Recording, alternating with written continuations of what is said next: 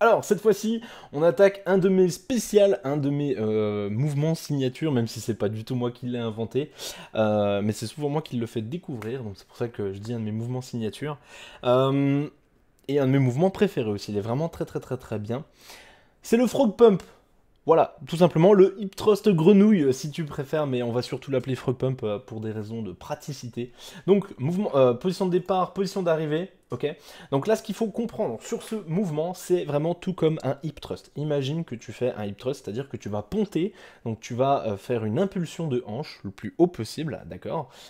J'insiste vraiment sur le plus haut possible, et tu vas venir à la fin, comme sur un hip thrust, à la toute fin du mouvement, tu contractes bien tes abdos pour verrouiller le mouvement. Tu tiens pas, hein, ça, hein, tu restes pas en haut une seconde ou quoi. Juste tu contractes, bam, et tu redescends tout de suite. Tu contractes, bam, tu redescends tout de suite. Et voilà, c'est tout, c'est aussi simple que ça. Concrètement, après, il y a plusieurs choses quand même à expliquer, notamment la position au niveau des jambes. Comme tu t'en rends compte, c'est tout ça qui fait le caractère inédit de ce mouvement, le caractère vraiment curieux de ce mouvement. Il faut que tes pieds se fassent face, comme tu peux le voir là sur cet exemple-là. Ok, les pieds se touchent, ils se rencontrent et ils sont plus ou moins serrés, plus ou moins proches de tes fesses, et les genoux, eux, sont plus ou moins écartés. Parce que oui, concrètement, il n'y a pas de règle concrète sur l'écartement de tes genoux et comment, la distance de tes pieds. Tout va dépendre de ta morphologie et de tes sensations. Donc il va falloir que tu testes, toi, ce qui t'en apporte le plus de sensations. J'y reviens juste après. Ensuite, le niveau le poids, tu le positionnes au même endroit que sur un hip thrust. Là, je te conseille plutôt de fonctionner avec des haltères, parce qu'avec une barre, comme tu es tout de suite sur le sol, tu risques de pas la décoller, en fait, la barre, à cause des poids, ok, qui vont faire en sorte que la barre est trop haute, surtout.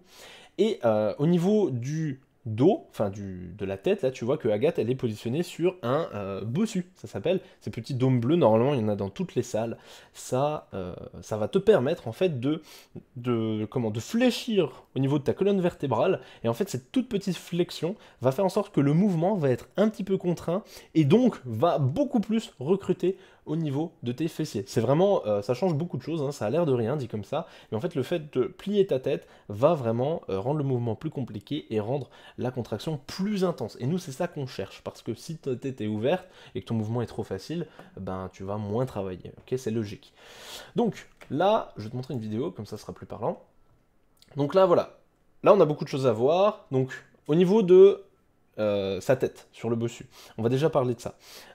Tu vois qu'elle est très haute sur le bossu et que du coup, ça crée un... Sa tête n'est pas si voûtée que ça. Donc c'est un peu plus facile. Là, tu vois qu'elle monte très haut. Si je te compare tout de suite avec Juliette, qui elle a sa tête beaucoup plus basse sur le bossu, et c'est ça qu'il faut faire, hein, concrètement, il faut avoir la tête le plus basse possible pour l'avoir le plus fléchi possible, tu vois qu'elle, elle peut monter beaucoup moins haut et la contraction est tout de suite plus difficile. Bon, tu vois qu'elle galère. En plus, là, elle était sur sa fin de série. Là, je suis pas gentil, je l'ai filmé en fin de série, donc c'était vraiment la galère.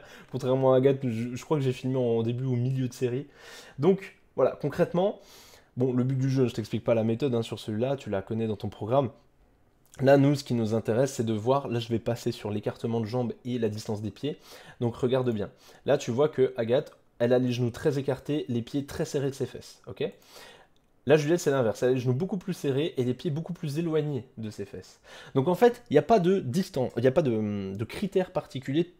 Tout dépend, en fait, le seul facteur, c'est ta sensation. Ok, c'est la sensation que tu vas éprouver. Il faut que tu cherches la plus grande sensation de brûlure au niveau des fessiers. Parce que ça, c'est un exercice c'est un des rares exercices qui isole aussi bien les fessiers. D'accord.